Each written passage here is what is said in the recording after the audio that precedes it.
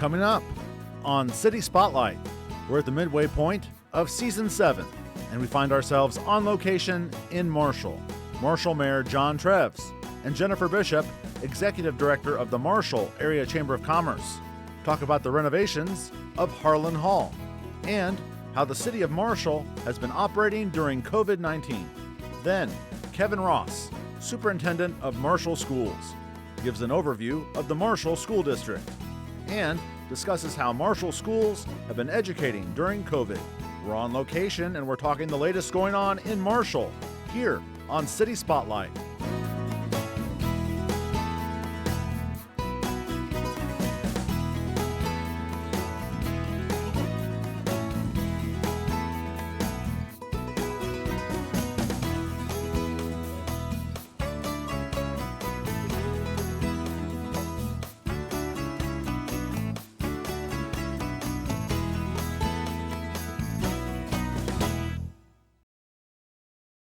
City Spotlight is supported by Consolidated Communications. CCI is honored to salute the cities and their leaders in the area, as well as providing TV, internet, and phone service to local homes and businesses. We live where we work and are proud to support the communities we serve. More information available at consolidated.com. And welcome to another edition of City Spotlight. As you can see, we are on location once again here in Season 7, and we are back in a familiar place, City Hall in Marshall, for a new episode on Marshall, and we welcome back two familiar faces to the program.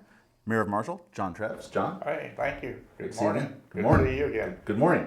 And Jennifer Bishop, Executive Director of the Marshall Area Chamber of Commerce. Jennifer, pleasure as always. Thank you. Appreciate it.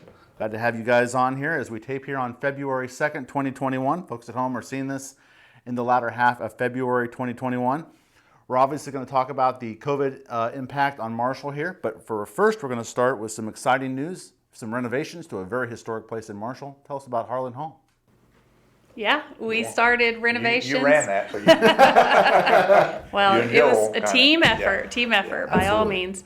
Everything we do here is like that. It is. Yeah, we went in and started renovating it. Really, it represented the 19th century, and we took it back to the 18th century, which is when it was originally built. So, there's a lot of detail work in the walls now. The flooring has been changed to it looks like marble, a tile marble, and so it'll have a completely different feel moving forward. The next hope is that next year we're able to do the second floor. We were potentially going to tape there Yes. for this, but renovations told us no. Yes. So what is the timeline for things moving forward? You can take your 8th season there. Absolutely. We'll book it. So we had originally planned on it being done probably this week, but we're looking probably the end of February for it to open back up to the public. All right. So So ran out of supplies, tile and stuff. that happens. Yep. So by the time folks are seeing this at home for the first time, the Yeah. next phase will be probably complete. Be complete, and I'd encourage you to look on the Harlan Hall Facebook page. They're doing lots of updates with all the new stuff coming on in there as well. I've been inside Harlan Hall. We've done WEAU productions there. The Marshall This Is Our Story program was Yeah. taped there. Upper, lower, historic place. But for someone who has not been to Harlan Hall, give us the Cliff Notes version of what's inside Harlan Hall. First and foremost, upstairs is the interpretive center. Well, we were given a grant years ago, 20 years ago probably, for the Highway 40 program. From there, downstairs, of course, we have our senior dining area. And Scott runs that, and we have 25 to 45 people a day in there, and he prepares the meals. Excellent chef, cook, I should say. And of course, pre-COVID, we had a lot of activities. Bingo, there at Chambers. A lot of And activities. Main Street did bingos, and which I loved, participated in that. Right. And we would fill the house for that. Absolutely. And maybe sometime down the road, we'll be back to that. Good Lord willing. Absolutely. Who knows? All right, we'll get to that conversation in just a bit. Any other, again, Harlan Hall renovations? Check it out if you're coming through Marshall here after this episode airs. Any other public works that's taken place here in the past 2020 or moving forward that are of note? Oh, there's a lot of small activities. Give us a few of the top ones. Okay, we talked with Corey, our engineer, just a little bit ago, and he was telling me that he's contacted people. We're looking at an outdoor bathroom again. We've been working on that. Talked about that last time. Yeah, we threw boat anchors over and drug along because of all the other programs that were being put in. The pilot store north of town. Right. Our utility workers just worked diligently to get that facility in, which was a great thing for Marshall to have.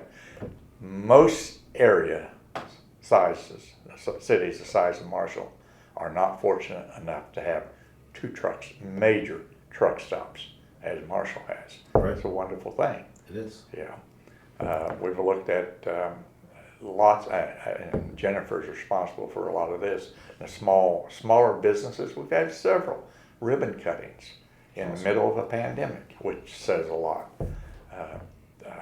I was thinking the other day we should nominate every small business in Marshall for the Small Business Award coming up next month because they've survived the pandemic. Absolutely.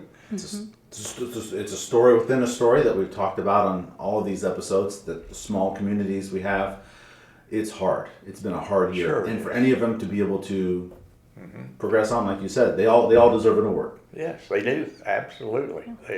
They held the course, and I know myself and several people I've talked to, we try to make at least 1 or 2 nights where we will go up, get foods, help support our restaurants and so forth. Okay. But I think quite often in a small community like Marshall and every other quaint city like Marshall, the people, they enjoy being able to help each other. And I think you have that in all small cities. Very good. Again, we'll talk about that in just a little bit here. Jennifer, talk about some of that economic development that's continued to blossom, and again, wow, during a pandemic. Yeah. What are some of the ribbon cuttings you've had recently? We've had ribbon cuttings. I want to highlight the downtown bathrooms that the mayor was talking about. The city bought a lot several years ago and were able to obtain it, and we fixed the outside of it, and the walls are now open. So it is an open space that we hope for it to be a community type area, maybe some murals, games, benches along there, and then in the back will be the same location as we talked last time? Yep. Okay. Yep. And it'll be the public restrooms downtown, so they'll be able for all of the festivals and things like that. So when everything gets back to normal, it's a prime location. Absolutely. We've been very fortunate that not a lot of our small businesses closed. They've been very innovative and creative with their services and offerings through 2020. So we were able to host, I want to say 3 or 4 ribbon cuttings with a couple of others that wanted to wait until COVID was over. So we've definitely forged forward. So It's been a good year. Excellent. Very good. Last time we taped with Jennifer and John was end of 2019. We obviously had the second truck stop there. That was one of the big additions at that time. So Marshall's continued to progress. All right. In our last 5 or so minutes, let's talk about 2020 and how Marshall was able to navigate through COVID. So tell us what you can in a couple minutes' time. How could I say it? But a lot of people are suffering, obviously, from that. But the city, our group of people here, got together and we've made options, given our residents options in a payment plan for utilities. Right. That helps them. As you know, there's some people that can't make their rent right now. I experience that I have rental properties, and they also cannot be evicted. So it's just a catch-22 situation. Mm-hmm.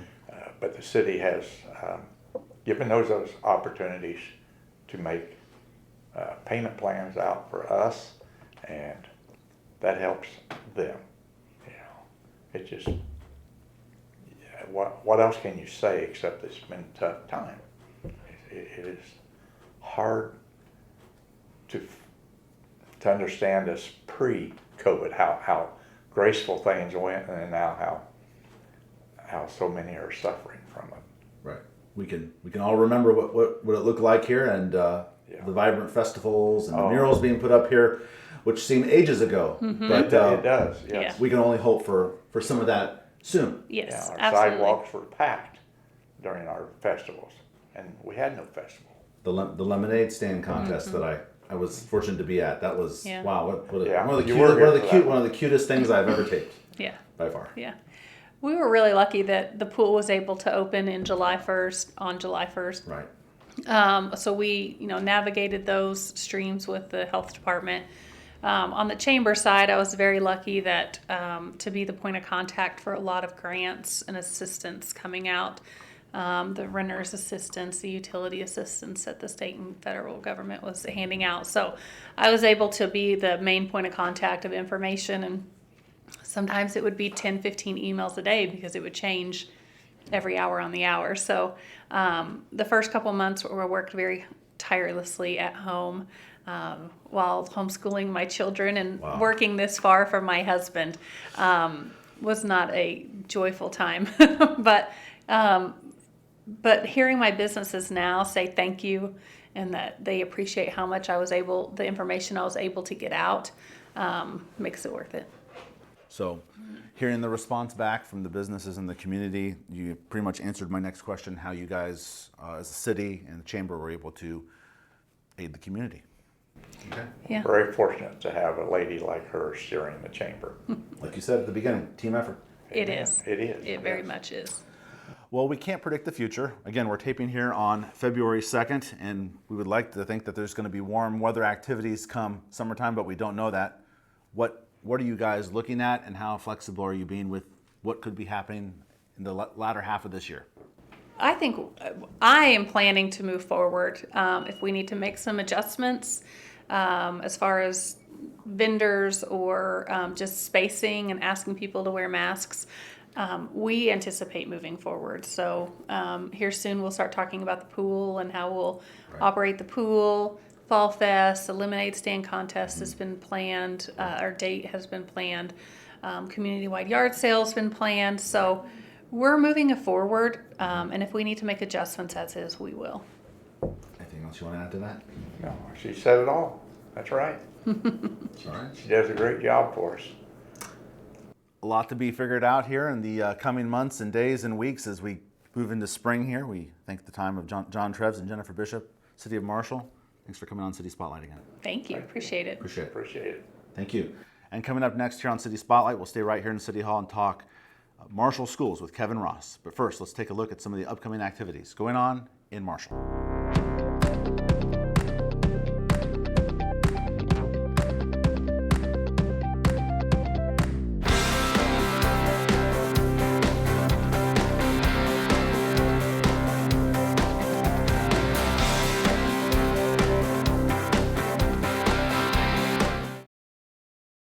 And we're back here on City Spotlight, this new on-location episode on Marshall. We continue taping here at City Hall in Marshall, and we welcome first time to the program, the Superintendent of Marshall Schools, Kevin Ross. Kevin, pleasure to have you on the program. Yeah, thanks for having me on. I appreciate it. Again, we're taping here on February 2nd, so we look forward to talking first time Marshall Schools with Kevin.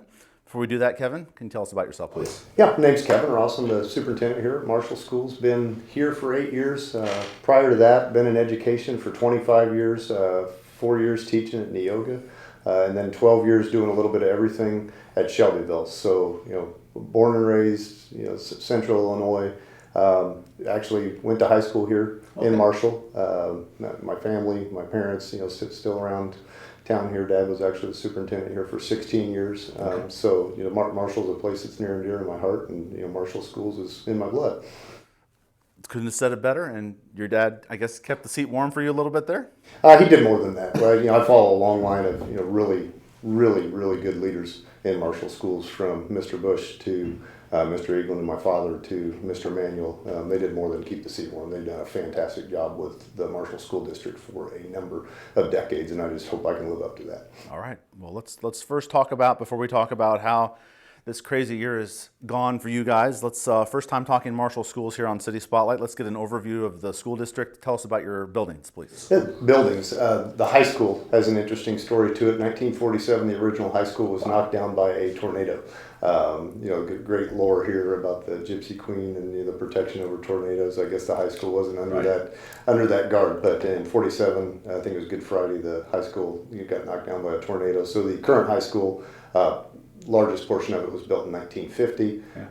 Then in 1956, the gym and vocational area was added to that, and at the same time an addition was added on to the old South End School. that still stands today. The addition is, you know, a portion of the current building, and then the a large portion of the junior high was built in '56. Okay. So, and then in the high school itself was added on to in 2003, 2004, where an auxiliary gym was added, some office space, and a renovation was done there. So, you know, something the administration and the boards have done here over the years is just continued, you know, to upgrade and add to, and, you know, do what they need to do to keep our buildings in good shape. South Elementary, you know, as I said, '56. That addition was added to the Southside School. Southside School was later torn down, and then in '96 there was a large addition added on to South Elementary. And that's located where? That's located at the south end of town on Route 1. Got it. North School was built in '67 and had an addition in '77, and is really in good shape as we speak. You know, small renovation projects over the years, and then the junior high was added on to in '98 with a new Forsyth Performing Arts Center and gymnasium, and a new set of classrooms. So again, the buildings as they were when they were first built, they're there, but they've been added on to, maintained, and really are in really good shape for the age of our buildings. Very thorough on the years. Appreciate the history of the buildings, and the North School and the junior high and high school there, or senior high school, are all right there in that one location of town. Correct. Okay. All those years, the changes and everything, have any recent work done that's of note, or work that you're planning for the future? Just really just maintenance projects and small additions, small renovations to keep things from getting out of hand. I think one of the things you'll see in different places is just deferred maintenance really costs taxpayers and districts and communities a lot of money, and one thing we pride ourselves is on avoiding that deferred maintenance. So we've got some ideas for things. We're always thinking about possible ways to expand, and nothing on the books right now, but definitely have ideas on how we can keep doing what we need to do to keep them open. All right, we got the overview of the Marshall School District. Thank you for that on your 4 buildings. Let's talk about the current school year, and it's been a pretty unique school year for all educators everywhere, Central Illinois, the United States. Tell us about the school year. When did it start, and how have you guys been learning? So August 17th was our first day for teachers. Of course, March 13th, the world changed, and it was announced that schools would shut down. And from that point to now, the world's been in flux, and education's been in flux, communities have been in flux, the economy. And we opened up on August 18th with students. We have in-person learners. About 85 to 90% of our learners come in person. We've got plans in place with masks and socially distancing to the best of our abilities, and cleaning and mitigations. That that is going about as well as it can. And we expected hiccups, and we definitely have them, but that's going about as well as it can. And then we've also got students and parents that have chosen to do remote learning at the same time. So this year's been anything but normal. It's definitely been a learning experience, but I can't say enough about our teachers, our bus drivers, our cooks, our kids, our parents, and the way just everybody's worked together on this to make that in-person and remote option happen for us. Talk about that flexibility. That's a word that I've used pretty much because I've done almost every episode interviewing educators, because you guys have really unique set of circumstances with the students and all your staff and teachers that are in the buildings to make this all happen. Talk about the flexibility of everyone having to make this work. Well, I think early on we saw that there had to be a choice. I mean, if a parent had a high-risk student, or a parent was not comfortable sending a student, we had to have that remote option there. So that was on the books early on, and it's not perfect by any means, but we had to have something there. So that choice is there, and then we felt too very strongly that in-person is the best way, for us to deliver education. It's the best for the community. It's very hard. I experienced it, a couple weeks ago. I spent some time in quarantine with my family, and running a school district, having my job going, having my family going, and then doing remote learning. With my youngest daughter, she's great, and the teachers do great, but the burden and the pressure that puts on families, we knew that was going to be there. So this in-person option, if we could do it, we needed to have it there. And I'm not going to lie or pretend that we didn't know how long it would go. We knew we needed to get open for a week, even just to get books and iPads and technology handed out, and get connections, a small connection between teachers and kids in case we had to go remote. And then it became 2 weeks. Columbus Day became our goal, and we reached that. And we've just been able and had the support of the community and everybody, and continuing to go with this and working through and fighting through what really everybody in the country is. You've personally experienced having to go what many people have and trying to conduct your job, and you don't have just any ordinary job. You're a leader of a school district. So I'm glad you're here and glad you're well and talking to you about Marshall Schools. Recently, last week of January, an important announcement for a lot of eager families and students. The IHSA, High School Sports Organization in the state of Illinois, announced that athletics could compete and in a very tightly constricted manner. Tell us what that all means. Yeah, that went in a hurry. I think we were on a Friday and we were in Tier 3, and by Monday we were in Tier 1, and by Thursday we were in Phase 4, and by the next Friday we were able to do high-risk sports.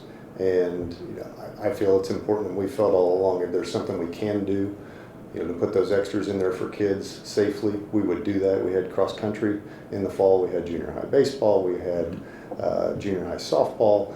We actually had an evening where our marching band got on the field and performed for parents. We had some parades. We did those things, and then all of that really fell silent for a while as COVID heated up, and we had to do more worrying there just to keep buildings open. We weren't able to do anything, but we're thrilled that they're going to get a chance, and it is very compressed.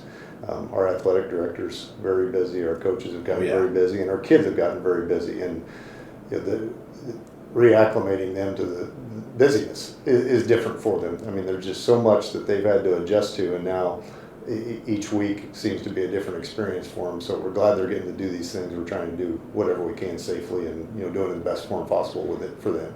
Those high school athletes, not to just single out the high school athletes, but what a unique fall for them that thought they would be competing in their traditional sports. Some other school districts, people that I've talked to on this program, and myself in Charleston, for example, the students have found that competing in other sports that they could safely compete in was a way for them to exert that energy. So I'm sure they're a relief that they might be able to actually do their sports, albeit maybe in a different part of the year. Yeah, I think not having football, not having volleyball in the fall. Wow. It's such an odd.